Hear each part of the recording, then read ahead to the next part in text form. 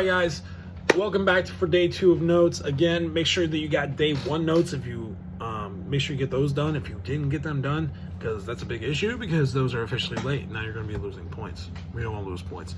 Make sure you're getting your stuff done, make sure you're getting your questions done, and make sure you're watching the videos that go along with the lecture video and the other slides.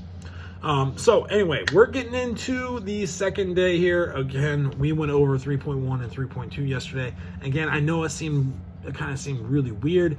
I know most times this is much more of a conversational type class, but again, we got to do what we got to do, but we're still rolling along with the same type of notes. But anyway, getting into today, like I said, we're focusing on 3.3, which is norms and values. So it should be pretty simple here. It should be pretty fun. And again, make sure you're washing your hands. Keep your hands clean. Be safe. Go for walks if you want to. Only if it's nice outside, though. Don't get sick. Anyway, so a couple things here. We're getting into today's notes. Again, make sure you're getting vocab done, lecture notes done, and then make sure you're getting guide notes done. That way you're done. Make sure you're getting your admin assignments done as well. Again, there's only one big kind of section due, and it's due on Friday by 5 p.m. Everything is due at 5 p.m. Let's get into it. So, moving on today, day 2 of lecture notes. Indicate whether these statements best reflect a folkway, a more, or a law. Again, notes are kind of weird today, but I'm just going to kind of go through them and explain them anyway. So, cursing aloud in a church.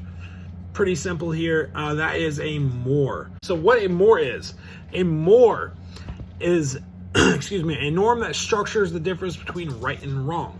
So again here, if you're going to a church is giving you the norm of what is right and wrong, right? Morality. What can you do that is good and what can you do that's bad? If you curse in a church, it's bad. You're breaking a more. You're breaking a religious kind of tie there. The idea of what is right and what is wrong. Simple. Next one. 3 meals a day. If you're eating 5 a day, instead, you're breaking a folkway. So a norm that stems from and organizes casual interactions. So for example here, the whole food thing going on with the school right now, handing out meals.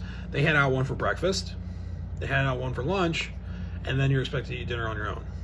Those are 3 meals, right? That's what we live with. That's a folkway. Because the norm stems from and organizes casual interactions. Like you think about school, your casual interaction is breakfast and lunch. But when you're outside of that, like for example, me, I don't eat breakfast. Sometimes I don't eat lunch. I don't eat lunch until after I go home. I don't fit into the folkway. I break that because I'm not following that pathway that society tells me to do. Next way, prohibiting murder. Pretty simple here. Actually, it's a little bit more complicated.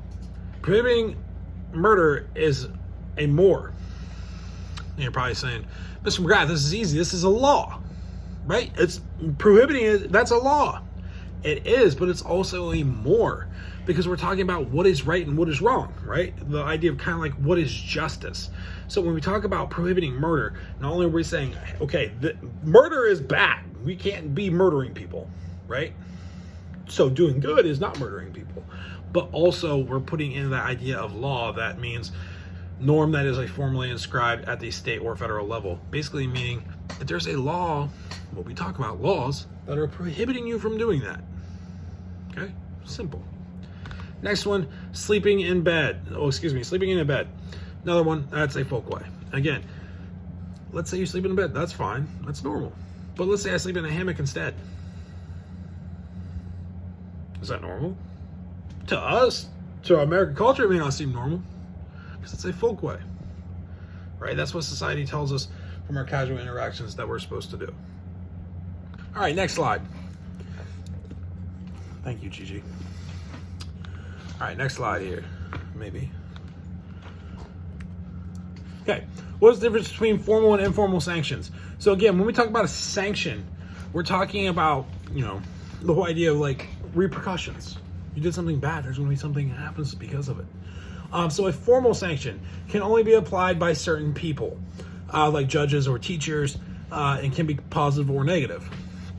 Again, so it's formal is the key word there, formal, where an informal sanction can be applied by almost everyone. It can be positive or negative. It could be a thank you. You did something, thank you for doing it.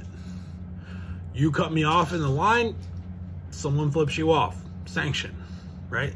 So formal sanction is kind of more of like you break the law, or you're doing something that gets people involved from an authority standpoint, where informal is kind of more of like no one can get you in trouble with the law for cutting you off, but they can flip you off. They can get out of their car and beat you up. That's an informal sanction. But then that could lead to a formal sanction to them for breaking the law and beating you up.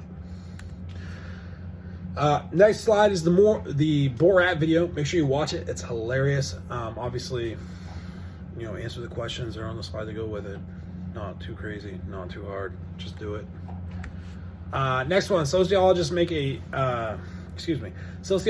distinction between norms and values. How are these concepts different? Big thing here. Norms, relatively specific, are based on values. So norms are based on values. Okay? Norms are based on values. Values form the basis of norms. Again, because values make norms. Broad ideas about what most people in a society consider desirable, so general that two completely different norms can stem from the same value. Example, private school versus public school. Both have the same value. Like, they're same value, right? Education, purpose, but the norms are different, right? Private schools make you dress a certain way. Public schools, they have a dress code, but they can't enforce you to wear a uniform. Again, norms are different, but they're all based on the same values. Like, you can have 4,000 different norms that are based on the exact same values. It's just they're based on the values, but when it comes to regulating and seeing it in action, it's a little bit different. U.S. values achievement, work efficiency, equality, democracy, values govern norms which guide behavior. Okay? Values govern norms which guide behavior. So if you value hard work, if you personally value hard work, and you open a business, the norm is everyone has to work hard.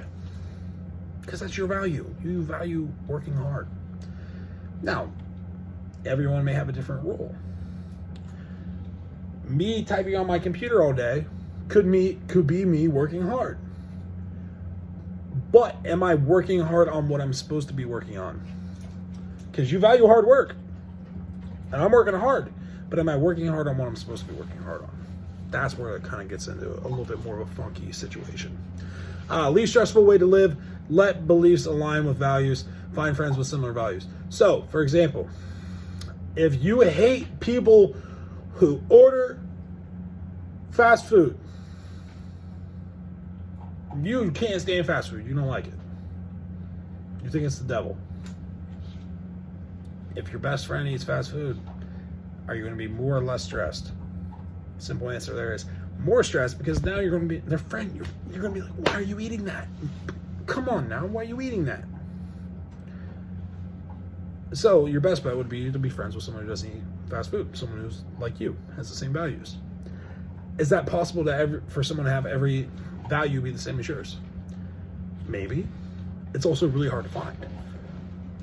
It's not necessarily impossible, but you also have to think about what values are the most important to you, right? Maybe I don't like fast food either, right? But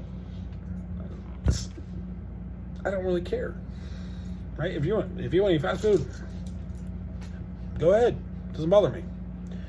If you want to drive a diesel truck and I prefer to drive cars, go ahead. I don't care. It's a car. You need to figure out what values are most important. So, for example here, just because you and I have the same favorite ice cream doesn't mean it's going to work. That doesn't mean that we're going to become best friends. I value banana ice cream, but it doesn't mean that you value it, right? Or if you do value it, it doesn't mean that you have the same political affiliations as I do. You have to figure out what is the most important in your values, your set of values. This picture makes me laugh every time I look at it. So identify the values and norms that govern bathroom behavior. So for example, for the boys in the class, if there's multiple urinals, and one person's at one, and let's say you're the guy in the orange chair standing, you would expect the person who's coming into the bathroom to pick a urinal that's somewhere, one of the other ones. Doesn't matter which one, just one of the other ones that isn't right next to you. Because you value your personal space and your privacy. And then all of a sudden, that person gets right next to you and there's like 400 other urinals. Number one, it affects your norms because that is not normal behavior to you. It's affecting the way you're thinking because it's not okay. That's the way you're seeing it. It's not okay. You can't do that. It's not cool. But their norm set and their values could be different. That's kind of what it gets at.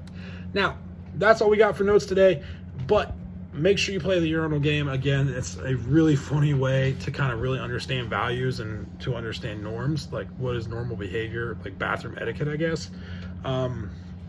So it's really funny. Make sure you give it a play.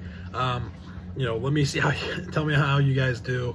But again, that's all I got for today. Make sure you got your vocab done. Make sure you got your guided notes done. And number 3, make sure you got your guided notes questions completed.